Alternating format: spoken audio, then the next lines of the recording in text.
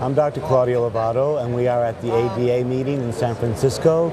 We're sitting here talking to Dr. David Ahearn of Design Ergonomics, and we're going to discuss the importance of ergonomic delivery of dental care and where everything is positioned.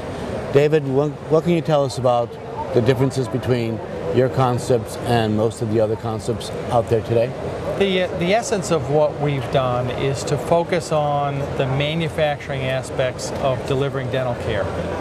Typically, the room that dental care is delivered in acts as both a delivery center and as a warehouse.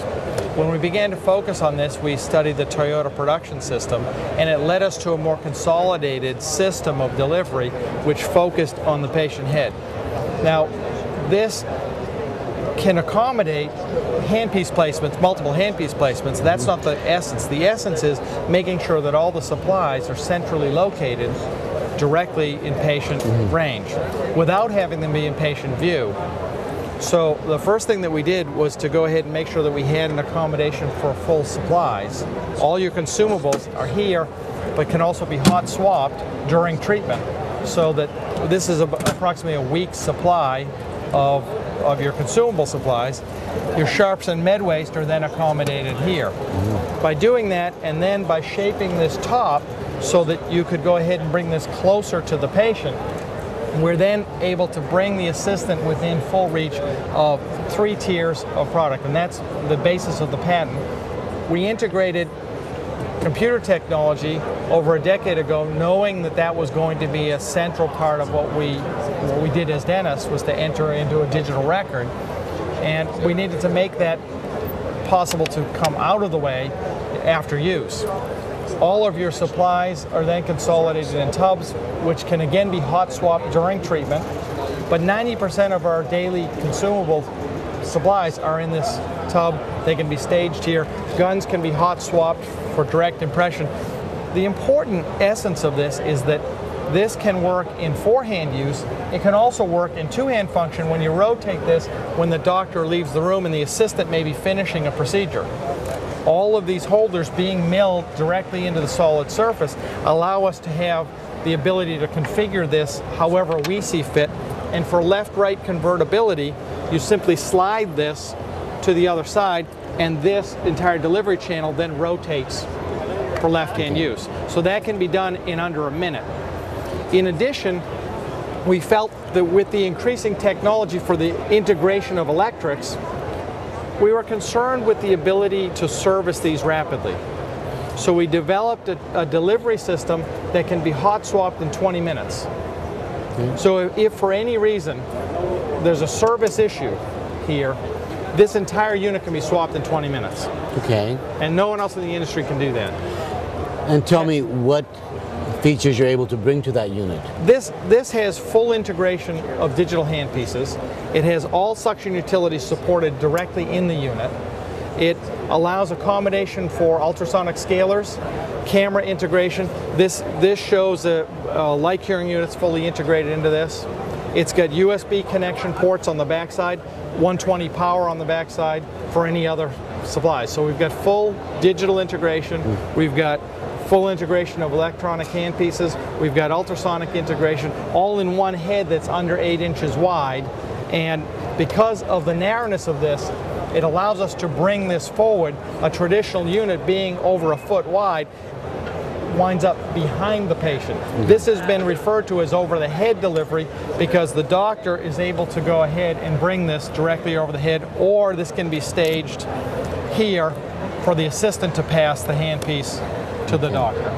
So you cut down the motions, you cut down the cost of inventory, you cut down the speed required. Now, another important factor besides the 4-hand use and the 2-hand convertibility is the ability to convert for specialty procedures. Because in a typical operatory, when a doctor is preparing, you know the situation where you're doing a crown, the patient was supposed to come in 2 years ago, they didn't make it in. Now, as you're preparing that tooth, you've got it's an endodontic tooth. You got a big hole in the middle of the tooth, and now we've got to go endo.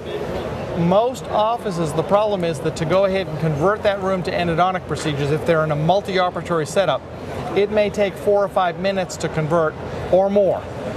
in this situation, we're able to go ahead and call in and convert the room with one plug, and we can have all of the functions on this cart, which could be 4 or 5 power functions, all go live with one connection.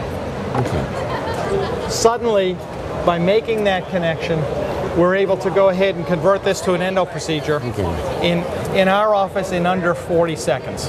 Any room at any time. And that's whether that's a laser, whether that's a CEREC, whatever high technology, we have room because we've consolidated the primary setup. We're able to bring the high technology here. Your whole premise, though, is predicated on the use of a mobile. This can be arm mounted or cart mounted. Okay, but mobility is the key factor involved. Mobility is important because the machining center in a factory, you move the part around the work center. Okay. In cellular design, any manufacturer these days, that has high productivity is moving the part around the factory. You can't do that in a dental environment, so you've got to move the technology around the machining center, which is the patient's head. Okay. This is the essence, and too often we spread the technology out so far that much of the time is spent reaching for supplies that are here or outside of the room, and as a result don't get utilized on a day-to-day basis. Things like lasers have low utilization rates in offices because many times doctors just don't want to take the time to bring them to bear in the room that they're in. What about monitor placement? Monitor placement is here. Isn't that a little high? It's a great question. The Microsoft lawsuit, which caused they paid for the ergonomic standard, which shows a keyboard at a certain height range and the monitor right here. That's the standard. It assumes you're using a monitor and keyboard all day. Okay. For the primary use here, now this is the data monitor. This is schedule monitor, where we don't want the patient. The flexibility to look here for that short-term use it has no ergonomic ramification. What happens in the setups of today is with the monitor placement here, you're displacing this, which you use all the time, to there or to here. Okay. So it's really a question in ergonomics. What you look at is primary function, secondary function. Monitor function is a secondary function. For doctors that use digital radiology, what we'll do very commonly is have a monitor here or a monitor here. Okay. For doctors that are using digital microscopes, we'll want to have a monitor here. And then a monitor certainly needs to be up above the patient for patient entertainment. Okay. Well, thank you very much, David, for your time and explaining your concept. And it's been a pleasure, Claudio. Have a great day. Thank you for coming by. Thank you all.